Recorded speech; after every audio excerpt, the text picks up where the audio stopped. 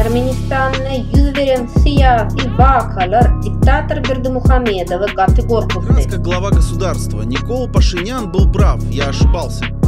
Türkmenistan'ın ilk hanlarında işleyen partladıcı bölümün gullukçuları hem de diktatörü ögüp arşa çıkarıyan habar veriştilerin işgärleri, öz fikirli ve özge fikirli yaşları internet ortamına ornaştırılan öz şuurçudur 200'lü adamların üstü bilen hasabata alyarlar.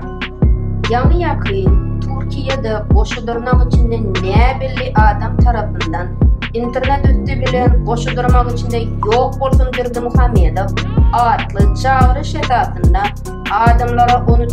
may 2018 yılda mitinge çıkmağa çaklık edildi. Aslında bu çaklık hükümetin bir katlayın, yani anamsız adamları yüze çıkarıp sonra Aşgabat'a deportasiya etmek için oynayan oyunu.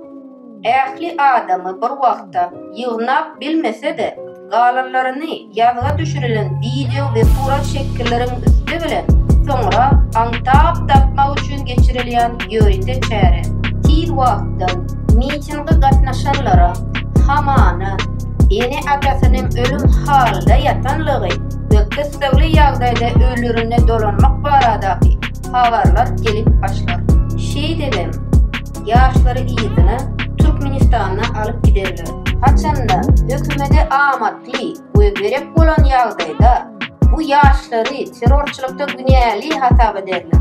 Halk nazaraty bolsa, ýene bir gezek ölüm diýip gıýgyryp, bu biýüne yaşları bir agızdan näletlerler.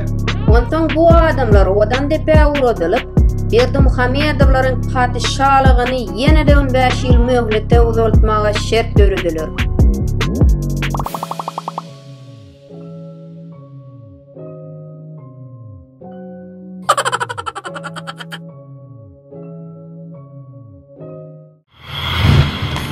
Ey Ilahi Emine